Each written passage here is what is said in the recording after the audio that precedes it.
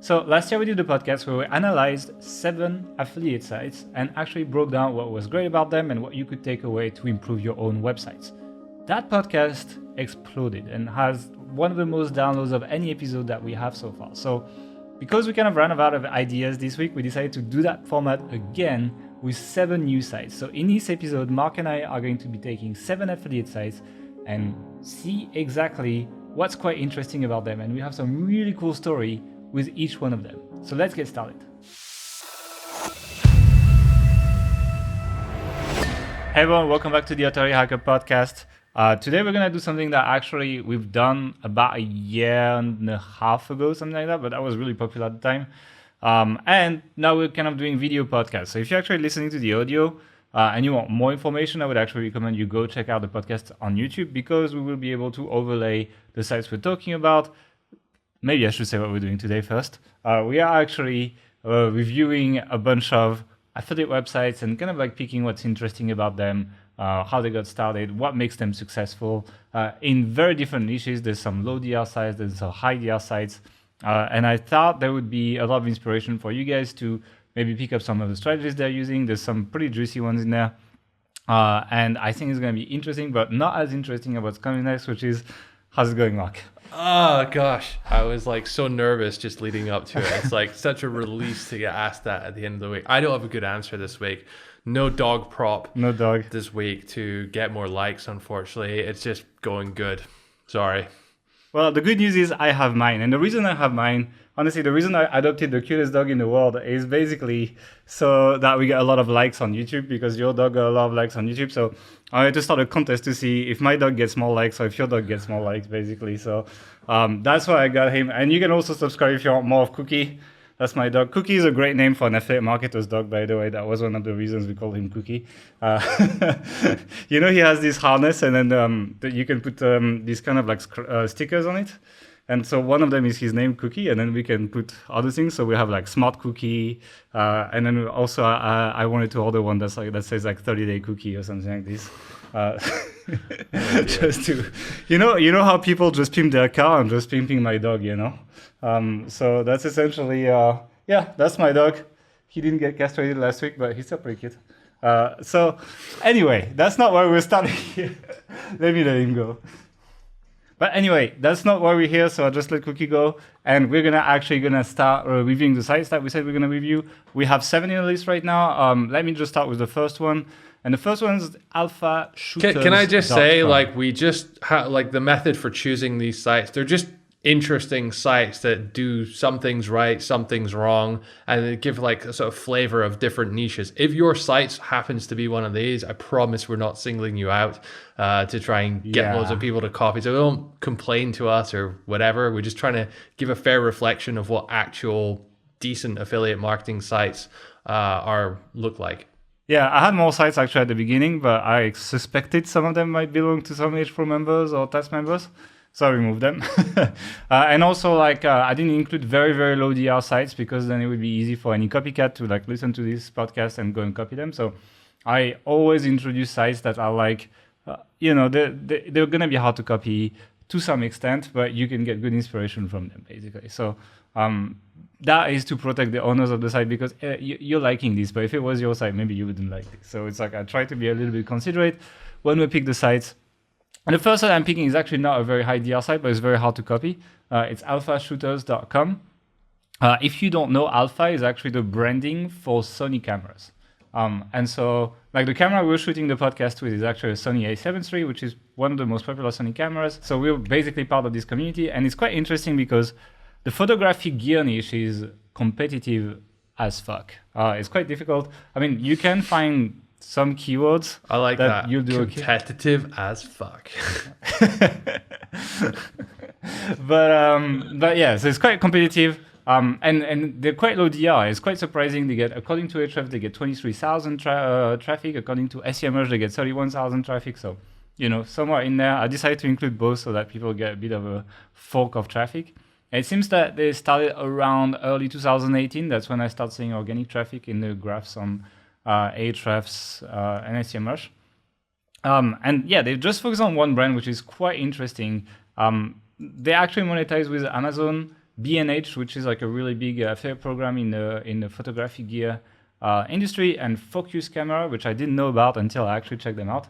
They only pay 3% though, so I'm wondering if Amazon is not just better. But B&H is actually can pay much higher commissions than Amazon, so it's pretty good.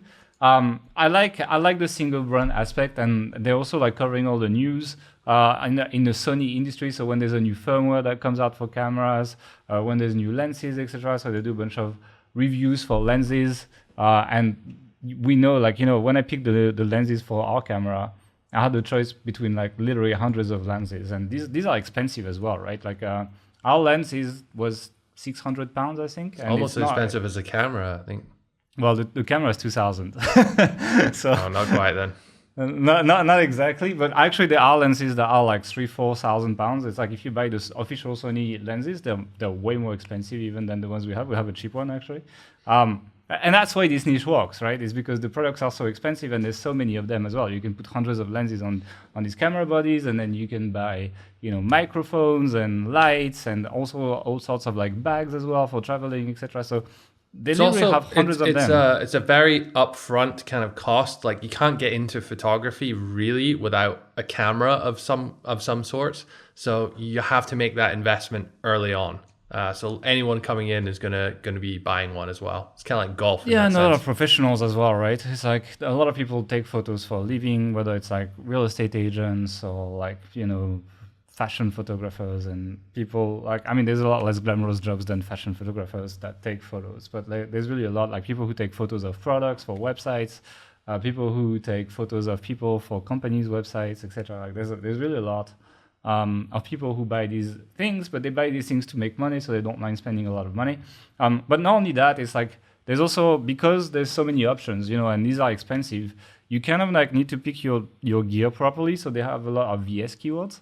And that works really well for them. So like, comparing different lenses, comparing different camera bodies. So like there's this Sony A6100, I think, which is a bit cheaper than ours versus this A7 III, for example. Or there's multiple models of this A7 III. Some of them are better for video, some of them are better for actual photos, etc. Slightly different sensors. And so they're able to actually rank for all this stuff and ending up with quite a bit of traffic. Again, this is not like, you're looking at that and you're like, Ahrefs 23K traffic, not a lot. But if you're 23K traffic of selling £600 lenses to £1,000 lenses, actually pretty good money. And they're not that old, and they probably have a lot to go for. So it works really well as well because they focus on that one brand, right? So they have a lot of brand loyalty, right? So photographers essentially tend to pick a brand because otherwise their gear doesn't work, right? So like the lens mounts, for example, they're different between the brands, or you need to buy adapters, but then you're losing sharpness, etc. It's complicated.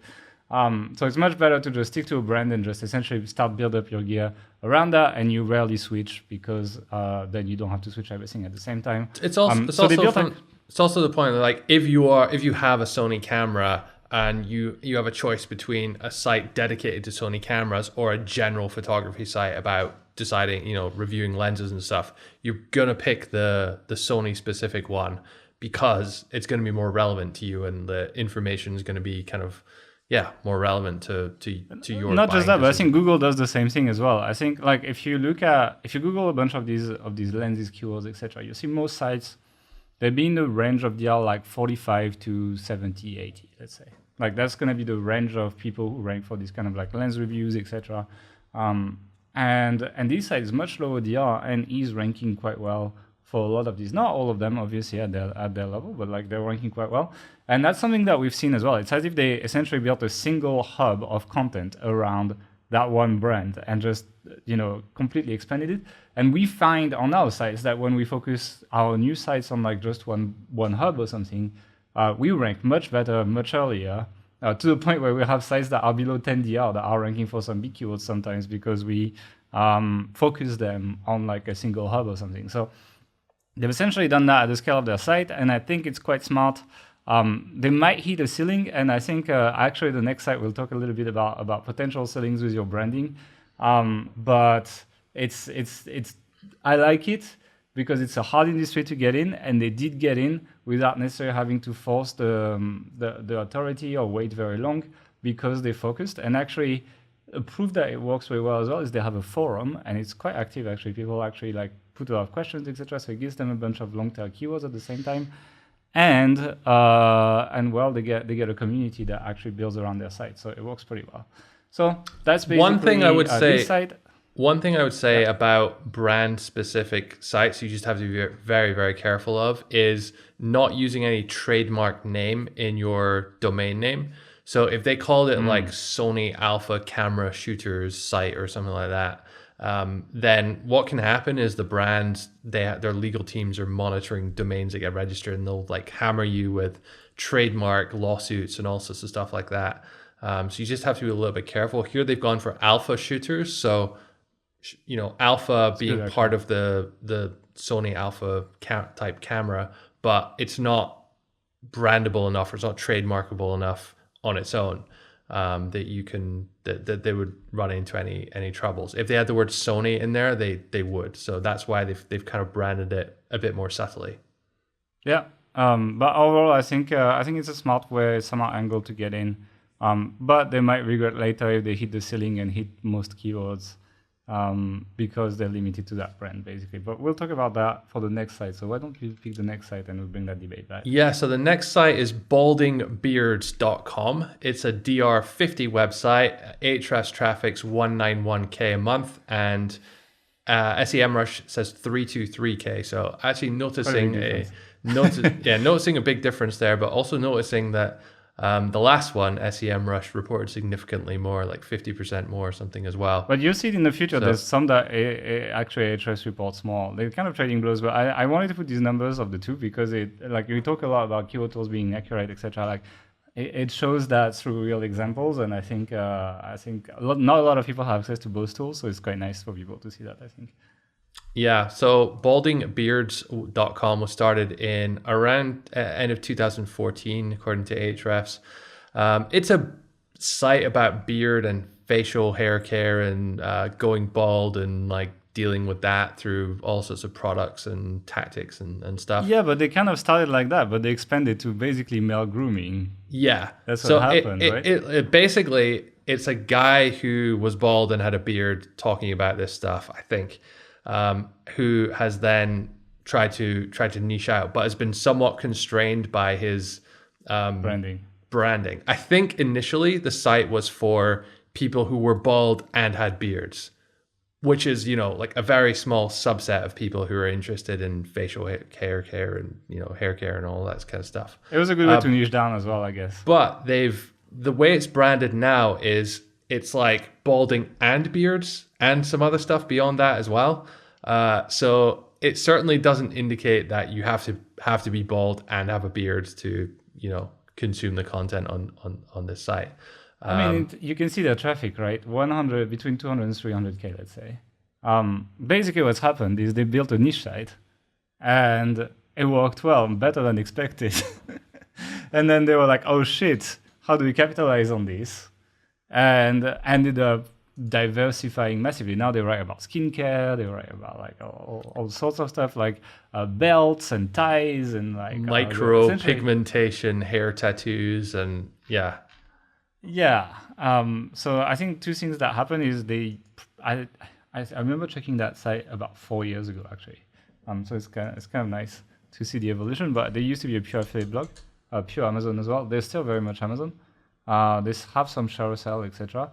But what they've done is they first expanded the scope, so now they do all male grooming, and also they've expanded to do advertising, so they run Mediavine, and they do a lot more info content as well to try to max out their revenue on that side. I do believe it's like a small niche site that struck gold, and then they tried to expand and they couldn't. I mean, they did it, but it's just weird, because it feels the branding is just not in phase with the content anymore.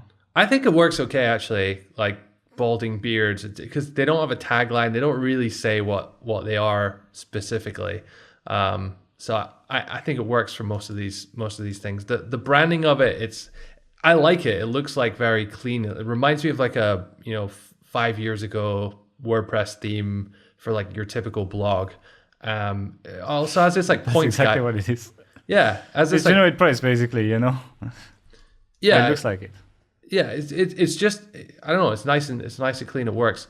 One thing I know about this industry is that these Dollar Shave Club style like subscription services for razors and that, like hugely popular.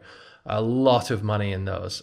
So I presume they are promoting those in Do some they way. have And affiliate programs? So I'm pretty sure they cut it, actually. I'm pretty sure Dollar Shave Club cut it. well, I mean, there's a million other clones of it. Anyway, but what I see on their homepage, Balding Beer's homepage, is they have this enter the monthly giveaway and get more content like this. And you enter your email address and sign up. I think that's an absolutely terrible opt-in. Yes. Because monthly You don't giveaway even know for what what? More content like what am I what? gonna- We're on the homepage. Like it's it's terrible. just, yeah, they haven't really done a good job in matching the. I guarantee you sign up, they don't email you. Like the way they collect emails, they don't care about emails. So it's like, it's one of these things where they read a blog post of like, oh, you should do email marketing. And they put a box, and they probably have an autoresponder, and then when it's done, you get no emails ever again. There's actually a lot of online marketers out there who collect emails but don't actually email their list like ever. And they think that having a lot of emails is going to increase the value of their site, and when you sell it, you have this big list or something. But if you're not actively emailing them and they're not engaged, then that list is completely worthless. So you need to, if you're going to do it. But if you're not going to email people, then don't bother putting that on your site until Do you're pop-ups ready that to. promote affiliate products instead. It works quite well, actually. Did you find anything interesting in their roundup reviews? Not really. So they have like this. They have a fairly sort of cookie cutter setup for how they do it. They have the intro, this like standard summary table box. I don't know if that's AAWP or whatever they're using. But what's well, I guess somewhat interesting is they go into like the value add section where they're talking about like six things to consider when purchasing shave soap, and then it's like the information there before they get into like the specific products and the mini reviews that they have. It looks like a standard authority hacker best X or Y template the way they've done it. Maybe this is a member site. I don't know. Nowadays we would reverse probably. We'd probably put the products above and the info content below for higher conversions. Yeah, but then they have some further down. There's like how we chose the best shaving soaps of 2020, and it just seems like there's a lot of like filler content in there to pad it out a bit. I don't know. It's like it's not terrible by any means. It's like it's well above average, but it's not something I'd say like, oh, we need to learn something from this as to how they. It's pretty standard now. So the way you put your essentially filler content at the bottom of your page is just you pick the people also ask questions. I mean, you pick the most relevant ones and you just answer them. You just write it as an H2 and just answer for like 100 to 200 words and do like 5, 6, 7 of them. That works quite well actually for Google. Another way to trick Google and sending you more traffic basically. They do. I mean, in fairness to them, like in the fourth paragraph near the top, they do have our number one choice is this, and our second choice is this. It's maybe sort of like Wirecutter inspired or something. Yeah. So I like having that key recommendation at the start. It's just not obvious it's there because there's no image or anything next to it, so they can maybe draw more attention to it. Maybe. For sure. They use, I think it's a lot of stock images, but I don't know if they're using some kind of filter or whatever, but they don't look too stocky. Does that make sense? Yeah, they're just like Instagram filter stock images basically. Let's just say that you do it on Canva. There's these effects you can put on Canva. It's really fast, really easy. I mean, you can do it on other tools, but Canva is probably the easiest one, and you can do it for free. So yeah, I believe that's what they do. The raw information itself, like, I mean, I don't know too much about either of these worlds, but it looks pretty good actually. Just the organization structure could be a bit better, I think. Yeah. I mean, honestly, it's just a standard, a quite well executed standard affiliate site. Let's just say that. But like, what the interesting part was like how they got constrained by their branding, and how they're kind of paying for it. They could change the domain, right? They could put a new domain, redirect. But there's a bit of a coin flip still when you do that. Of like, you're not gonna get all your traffic back. They get quite a lot of traffic as well. I would probably not gamble it, especially like they don't need to. But like See, it's kind of like, I like this one after alpha shooters because it's kind of like the reverse side of it. It's like alpha shooters was great because they niche down and they got all these advantages. But at the same time, here's the cost of this. When you actually are really successful in your niche, then you wish you were actually larger, maybe branded larger. The thing with alpha shooters is it's not as obvious. Like, I guess photographers will know, but yeah, I don't know. Like, you could probably rebrand in a way that it's not as obvious. When you put alpha shooters on the list, I thought it was a gun site about, like, there's a lot of things you could imagine from alpha shooters. Yes. Yeah. Let's not go into all the interpretations. Let's just jump onto the next one, which is going to be a theme aisle, actually. So it's actually in a WordPress niche this time. They're a big DR site. They DR 88. Traffic according to Ahrefs 246,000 and according to SEMrush 173,000. So you can see this time actually SEMrush estimates lower than Ahrefs. I do know they get a lot of traffic. They rank for a lot of affiliate keywords in the WordPress niche, which are quite lucrative. The affiliate programs in any WordPress niche is pretty much they're either on ShareASale, CJ, mostly ShareASale, or they run their own affiliate program. So there's no like single one because there are like hundreds of them, like Elementor and Thrive and all these guys. They all have affiliate program and like Gravity Forms and all of this. But the interesting part about that site, why it's a little bit different, is I don't know if they are a theme company or an affiliate site. You know what I mean? Like they actually, if you go on Theme Aisle, it's like it doesn't look like an affiliate site because they actually run themes on the front end. But most of their themes are free.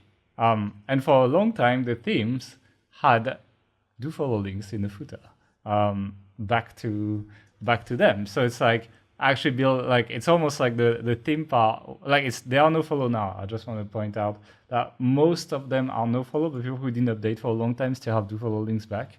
So they changed it later when they updated the theme, it seems. But what is interesting is they get hundreds of thousands of links from footers from people who use their free themes. The themes are pretty good. It's not as good as like a Generate Press or Astra or something like this, but it's still pretty good. But I like the angle because the WordPress niche is probably one of the most difficult niches to get in terms of being an affiliate. And the site was started in early 2015. So they're kind of like on the end of the times where it was still doable to make it. But the reason why they're actually killing it and ranking for a lot of stuff, I mean, apart from like WP Beginner and a few others, they are, I think, a top 5 WordPress site, like about WordPress, in terms of organic traffic. And they really run a lot of editorial content. They run question and info content. So like, for example, is WordPress free? Like, the really, really big topics that like people would be Googling, and they rank for it. They rank tutorials on like quite technical stuff, so install XAMPP on WordPress locally and stuff like that, like how to run a WordPress on your computer without a hosting.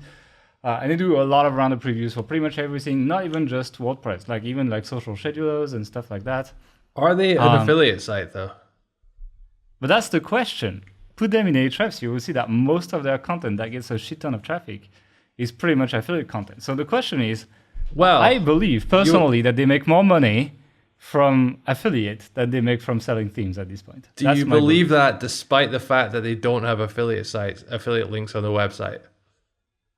They do have affiliate links on the website. So I'm on this best social media management campaign. Okay, tools. but because there's no affiliate programs for this one, actually. But if you pick for none of them? For most of them, there's none, yeah. Edgar doesn't have one. An affiliate program for sure. They just have a referral program, so they will they'll like give you a free month or something. But honestly, when you're these guys, you don't care that much. Let me just get you one. You go in reviews, you go WP Engine. Let's see if they don't have an affiliate link there. Yeah, it goes through ShareASale. Yeah, their hosting one does. Definitely. Bluehost. It's just because surprise, they have a Bluehost as their number one shared hosting platform.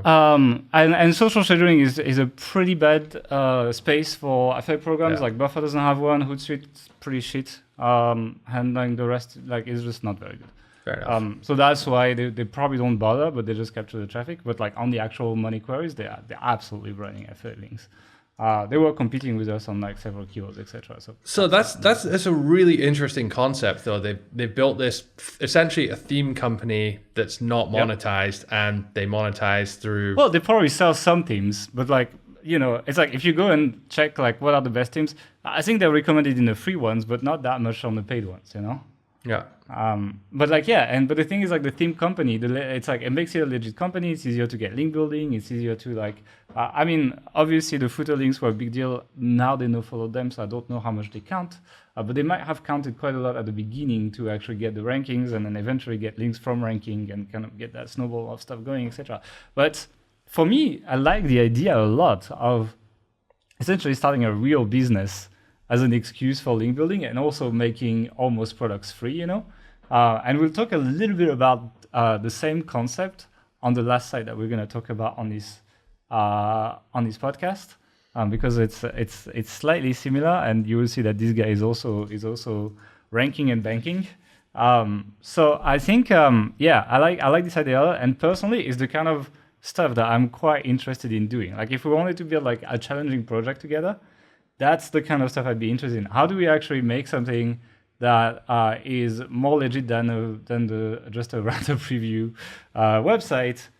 The main activity doesn't need to be amazing at generating a lot of money. It just needs to be amazing at generating links, and then just use the domain authority to monetize with affiliate and essentially make this a much more passive thing in the long run, because all they have to do now is just maintain their free themes, I guess, and then they get a lot of links. Because how many people recommend themes, etc., and would link to them or whatever. Like it's there's a big opportunity, and also with the WordPress themes, what they have access to as well is webmasters through widgets in the WordPress admin panel. Like when you have a plugin or a theme on someone's website, you can actually put a widget on the dashboard, and then you could even promote your content. You could do stuff like that. So it's quite a big opportunity overall. But I don't know which comes first. Kind of like chicken and the egg, I don't know if it was even their plan initially. Feels like they probably pivoted into that at some point. Mm-hmm. Yeah, but like if you look at the amount of content they have and how much stuff they publish, etc., they're definitely a publishing company now, and there's at least as much effort towards that as there is towards the WordPress team side of things, and I would suspect there's a lot more effort towards that actually. So yeah, that's why I liked this one. I would also just add that the content is actually pretty damn good. It's good, yeah. On the site. Like it's really, really well written. They've broken it down nicely. It's very easy to read off the page. It was one of the inspirations for the Authority Hacker redesign, actually. They were on the list because I think this site is really well built. Like the way they recommend videos at the bottom as well to boost their YouTube channel and things like that.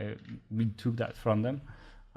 So yeah, that's why I quite like this site. I think it's worth looking at, and I love the idea of building. You could be building maybe even a service company at the beginning, right? You could be building, but like it. And then you build free tools, let's say, that's like people can use, and then people link to that, and then with all of that, you eventually transition to content, but you have the domain authority, the R40, 50 at that point, and it's much easier to actually grow from there. So I think for several niches, it's something that can be done, and that is a bit of a fresh take on building an affiliate site. So that's T-Mile, basically. I'll let you take the next one, which is also very interesting. The next one is supercomfysleep.com. Unsurprisingly, a sleep mattress type site, and it's definitely one of the best affiliate niches. Yeah, good niche. I do not like this site though. Me neither. But look, what's interesting about them? What's interesting about this is they have the highest traffic to DR ratio I think I've ever seen.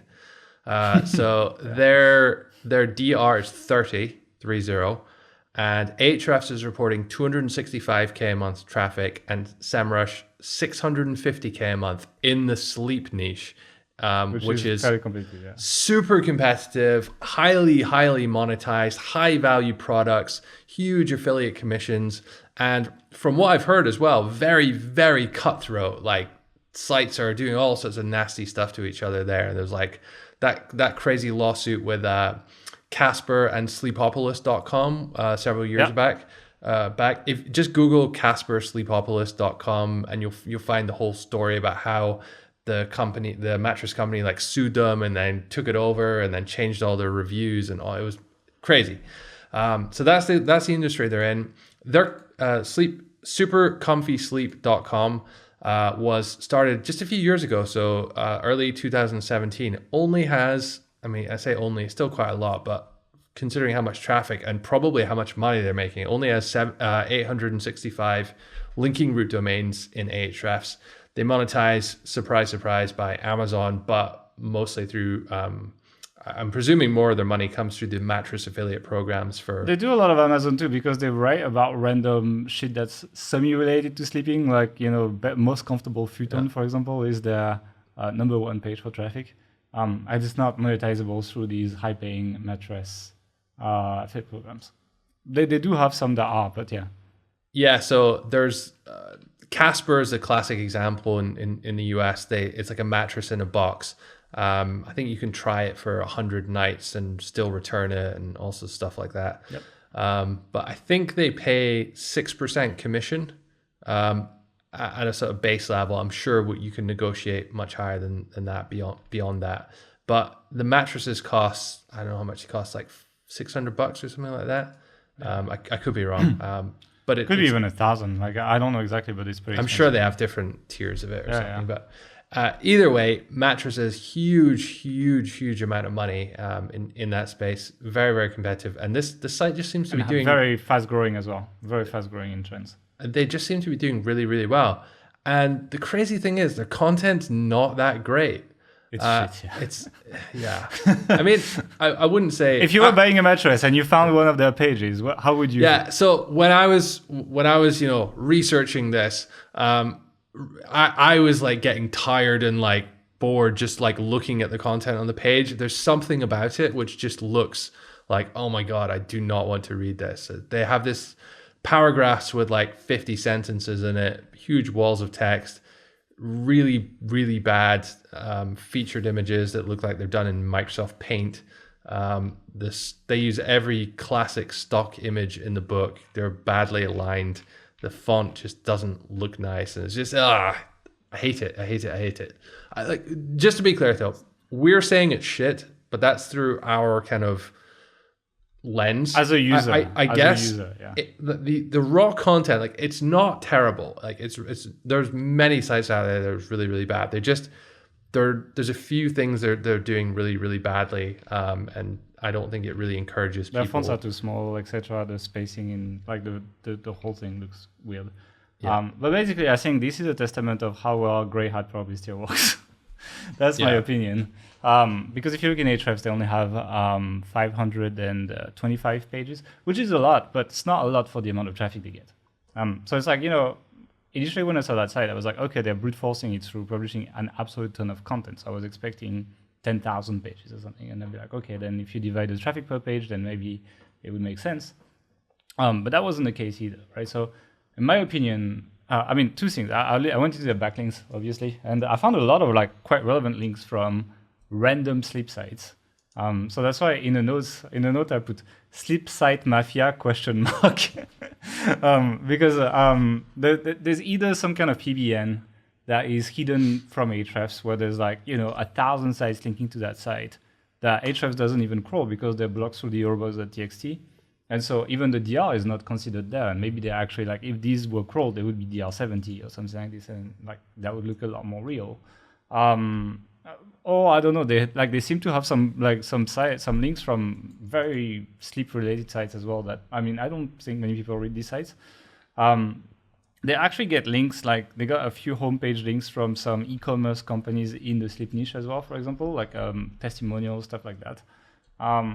So it's like there is some fairly good links in there, but I refuse to believe. Are you saying that there's a conspiracy theory and all big sleep sites are owned by one individual / company? But it's probably the guy who created Bitcoin as well that nobody knows who it is. But it's the deep state, I think. But I don't know. It seems like there's a lot of connections happening here. Like this might be a site that they created on the side, but they own also a bunch of e-commerce brands and things like that. Like I could imagine something like that. It's like you can't just jump in that niche and get that level of success at DR30 with that, and with content that's really like nothing to write home about.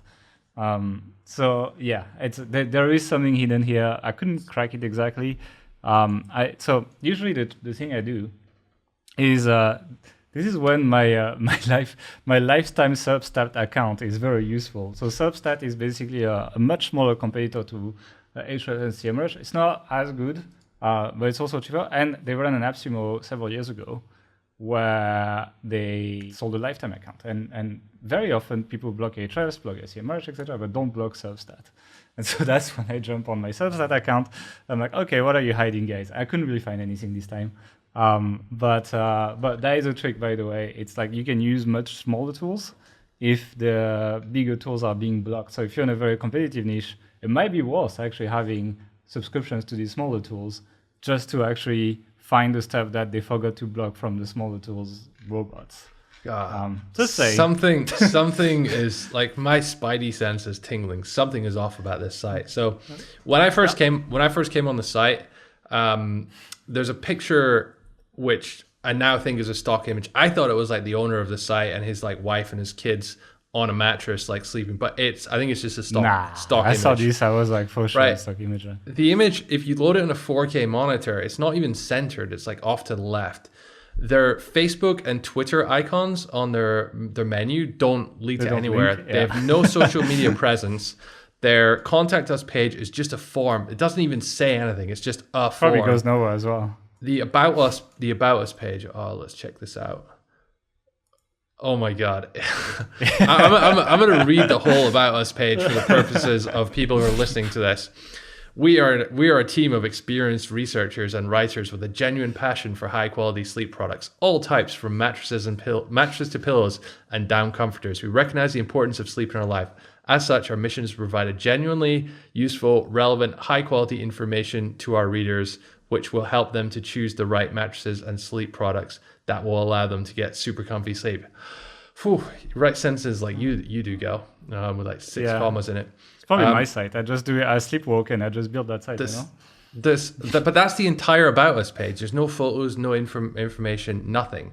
There's no formatting as well. It's just like one line. There's one paragraph of text is the about us page. Their privacy policy mentions no company or individual people. They have no way of contacting them as far as I can see. I have no idea who owns this site, although they seem to have their logos has a registered trademark around it, apparently. Do you think our life is at risk for revealing this site? I'm a bit scared that the sleep mattress mafia are going to come get us now, to be honest. Yeah, it's possible. Okay. Anything else to say about this site? Because I think we've said what we had to say here. Yeah, so it's a weird site. The article about Casper and Sleepopolis, the title of it is "The War to Sell You a Mattress." So that gives you an indication of how hostile this industry is. Yeah, and when you see these kind of sites, it's just like, I'm sure if someone can crack it and put it in the comments on YouTube, that'd be amazing. By the way, I had about I looked at that site for like 40 minutes or something, and couldn't really crack it.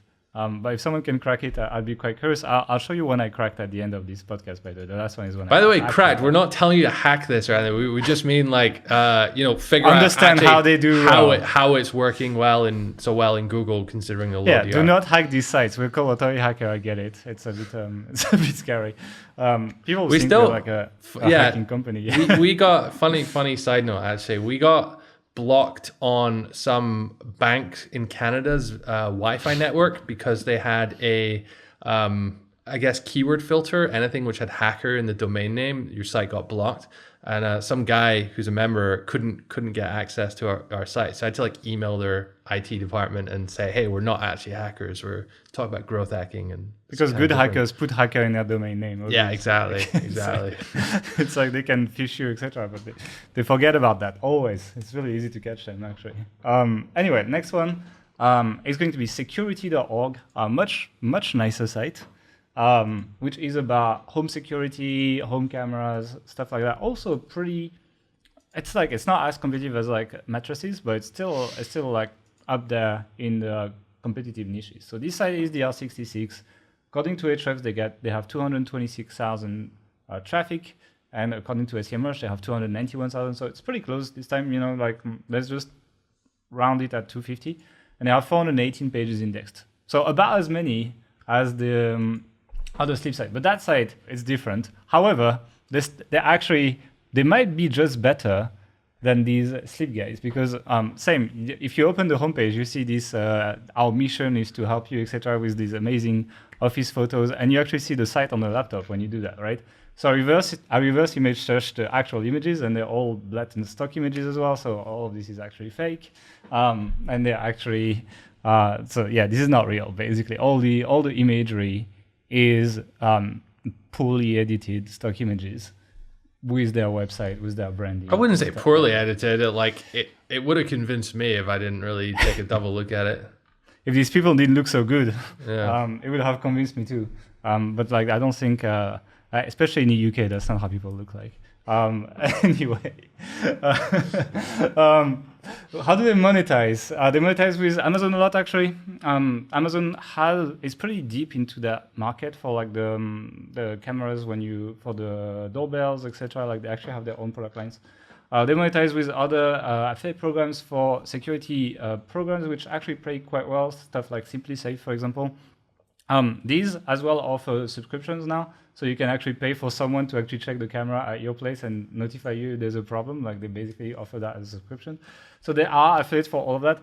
The reason I like this site is because I really like the branding. I think they've done a good job at picking, even though the stock images are questionable. The thing is, like, it's questionable, but like 99% of people would not see that. And I think it's quite believable. And they've done a good job at picking up the stuff that's like from the Wirecutter and all the stuff that a lot of people have done recently, and build beautiful layouts for their pages. So if you go on the best home security camera, for example, you see that they have their top picks that look really nice with some scores, and then they have a horizontally scrollable table, so you can, on mobile, it's quite easy to go through that as well.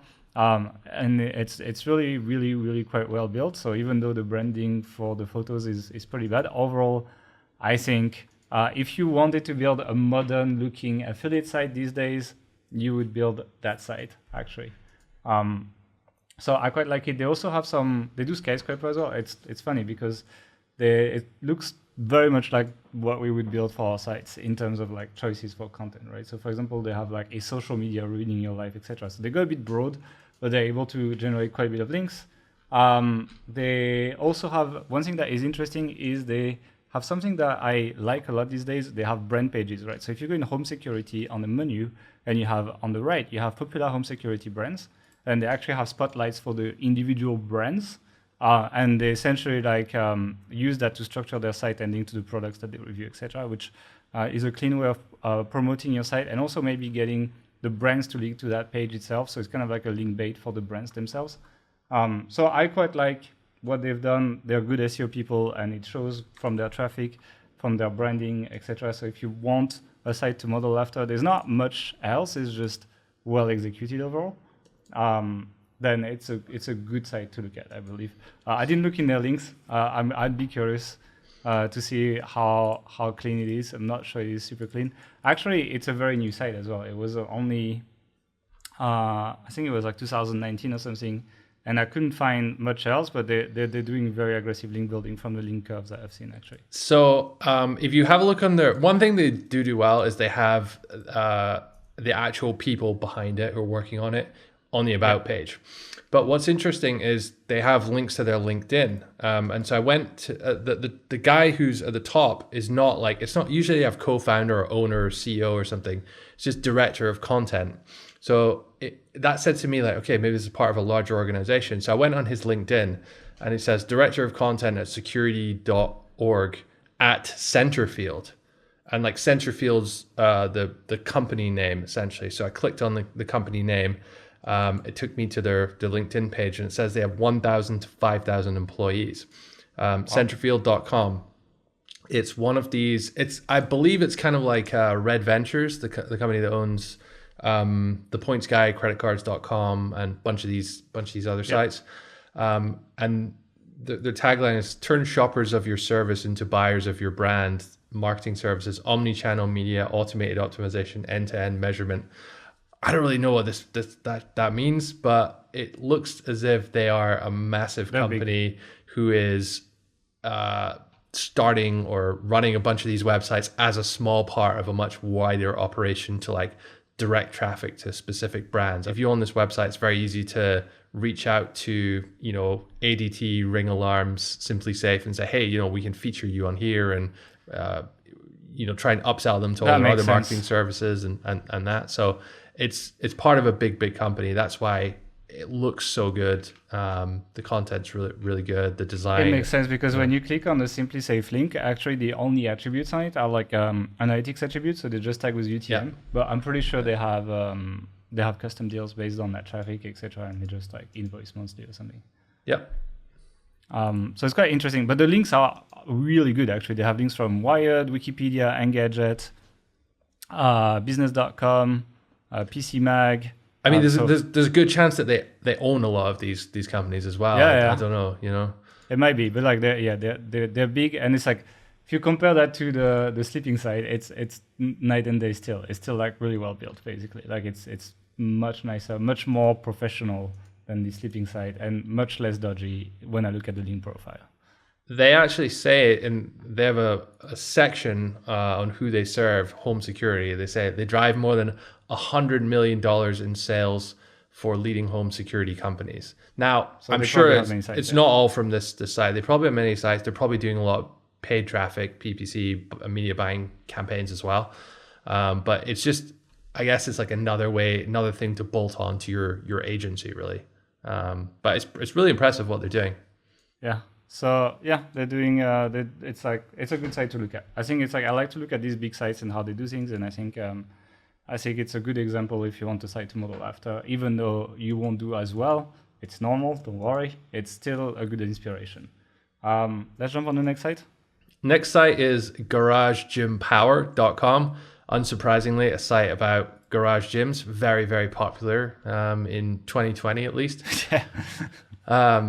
So it's a DR29 site, which is relatively low, but it's still getting 100, Ahrefs reporting 100K traffic. It has 471 linking root domains, and it's a little over 3 years old, started in January 2017. This is quite realistic for people who listen, want to start a site. Building a site like that, this is within your reach, for pretty much everyone listening. For sure. What I love about it is I think it's a really, really nice design, really, really slick. They do use stock images throughout their site, but they also use, it looks like, their own illustrated images to highlight certain points. They have this always stay motivated section, which looks like has a bunch of like Instagram quotes and people. So I'm not sure if they're trying to do some community stuff, not just be a plain affiliate site, basically. Exactly. And their content is legitimately good. So I actually set up a home gym earlier this year, so I'm somewhat familiar with it. There's a lot of really good content in this space. There's Garage Gym Reviews, I think, is really popular. It's a YouTube channel, and yeah, just really, really good content that most of the people genuinely know what they're talking about and recommend good products and know what to look for, all that kind of thing. So difficult space in terms of like competition from a content knowledge perspective, I guess, but not insurmountable either.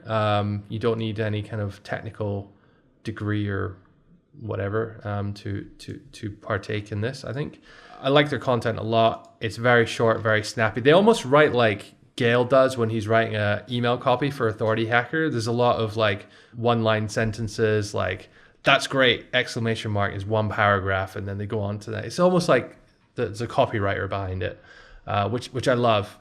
Really easy to consume this kind of content on a blog.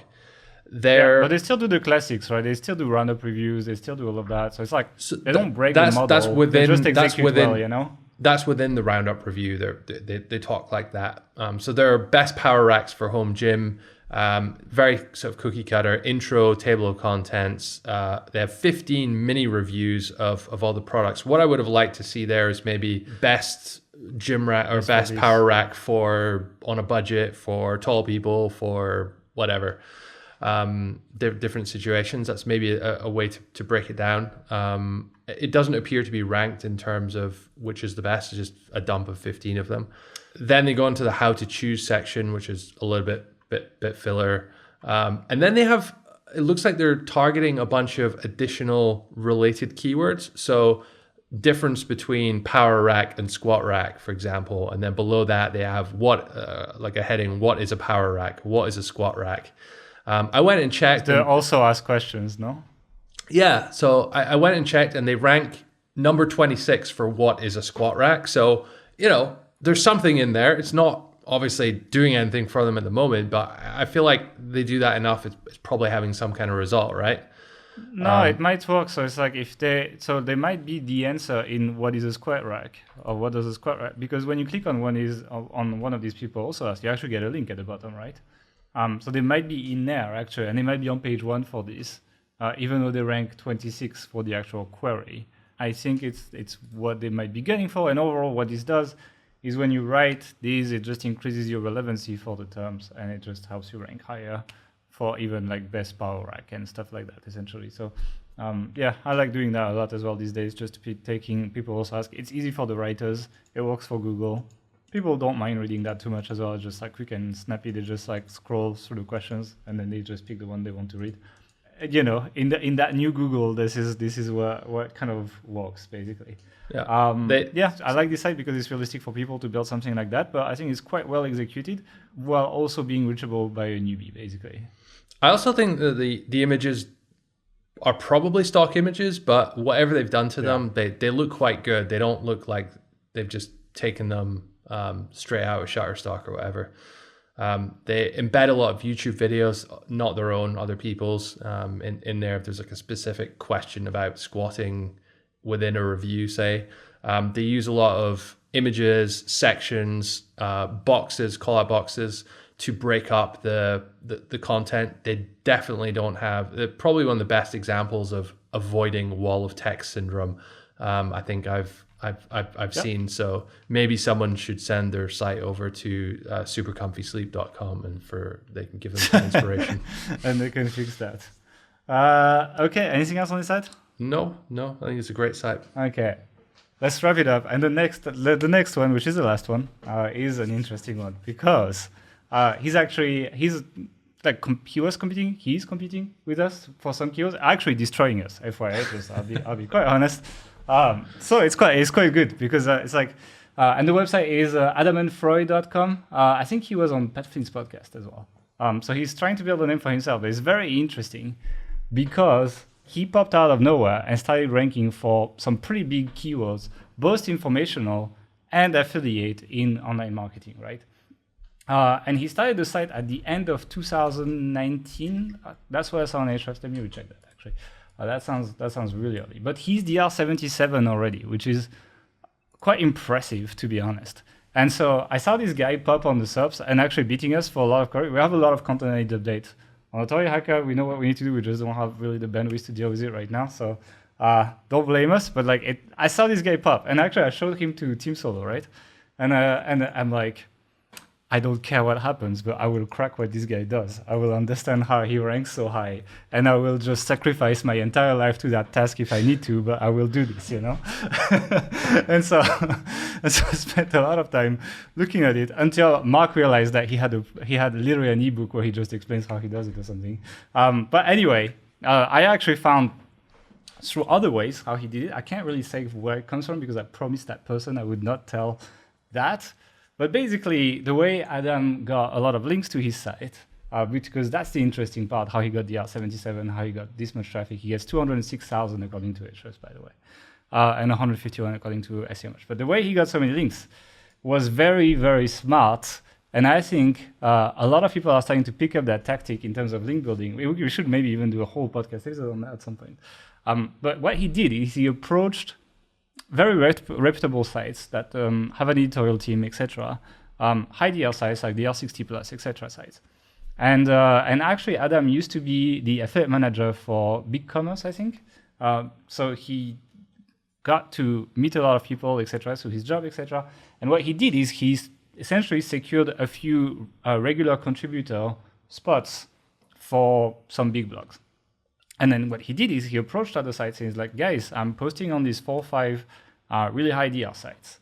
Do you want me to include links to your site when I do a blog post next time? And in exchange, all you have to do is add links to these pages on my site from these pages on your site, etc. And the way I spotted that, by the way, is because one of my friends actually had links to his site. Can't say who. And I was like, there's no fucking way that this guy that I know personally would have linked to that site without incentives. And so I was able to essentially get the interaction, basically. And this guy didn't know as well. He told him had edited his post before that.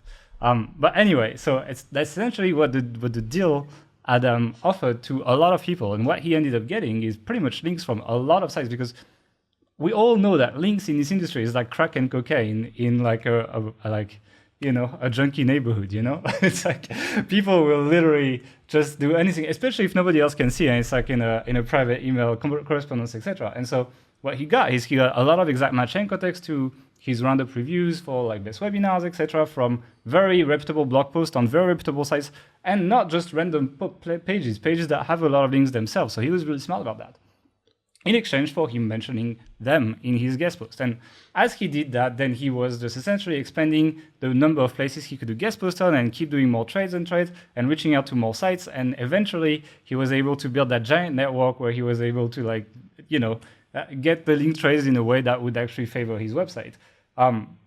Whether that's good or not, honestly, I'm not here. I don't think it's a very dirty tactic. I think it's not bad compared to what most people do for link building. It's actually, I believe, on the clean side. He doesn't pay for anything, etc.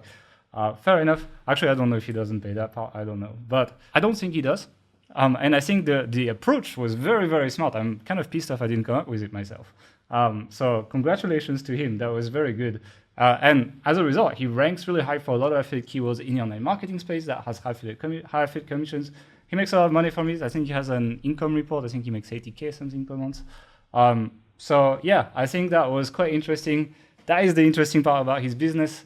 I'm honestly not a huge fan of his content on his site. I don't think it's breaking. There was that French saying that said that it doesn't break two legs to a duck. Don't ask me why people say that in French, but essentially. My mom would say that, okay? So my mom would say that it doesn't break two legs to a duck. I don't think it's amazing, but the way he did the link building, the way he orchestrated it was very smart. And obviously, from looking at his site, it works. I think his content's it's okay. It's not terrible. It's not amazing. His link building is genuinely amazing. I think it's one of the best cases of a well-executed sort of white hat, I guess, link building campaign. Still incentivized. I think if you go to John Mueller and you ask John Mueller, is this he said everything's bad though, Yeah, he would say anything we do is grey hat too. So it's I'm just saying, let's just. Fair enough. It's whitish. But no, I mean, hats off to the guy. I bought. I think he has a course. It's not a very good course, I'll be honest with you. But there's a really good point in there, and he just the way he structures things, it's very well organized. He has a real sort of hustle about him, and I can tell he's really good at link building. But he's pre-linking to sites before he outreaches to them to ask for a guest post in another guest post. So he'll have 6 links out of one guest post, and one will be to his own site and 5 will be to a target which he's going to outreach to in future. Then he approaches them, yeah. He can go in saying, hey, I've already linked to you. Can I get a guest post kind of thing? So he's really smart about taking different angles to try and offer some value up front and get his foot in the door. Maybe we'll have to have him on the podcast at some point and interview him and grill him about how he did After what you said about his course, I doubt it, but let's see. Honestly, I would like it though. It's I think it would be quite interesting. But I think this is a really great case study. It shows that I think he hustled like crazy though. I think he worked 15 hours a day, nonstop, super hardcore grind, etc. He earned it. But this is a good thing. It's this is what you can achieve in a really short space of time if you fucking go for it, Yeah. So that is basically it for this podcast. I'm ready to wrap it up here. I think that was the last one. Let us know if you like this, because actually the good thing with this format is we can just pick another 7 sites if we want one day and actually just do that format again. So drop us a comment below and let us know if you want us to do more of this kind of format, if you guys enjoy it or not, or if you'd rather us just go for like broader topics, etc. But overall, well, we hope you enjoyed it, and if you did, don't forget to I just want to say as well, if anyone's like listening in their car and they didn't catch any of these sites or they want to go research them in more detail, if you go to authorityhacker.com/podcast, you'll find this episode, and in the show notes we'll put links to all these sites, so you can check them out there. Yeah, and if you want to see the video version as well, if you haven't seen that, because we'll be putting B-roll and you'll be seeing the pages we talk about, etc. You can go and check that. And if you are on YouTube, you can drop us a thumb up and you can subscribe below, because that would help us a lot. And you can also subscribe to the audio podcast, as we mentioned. We hope you enjoyed this episode. We'll see you in the next one. Have a good week.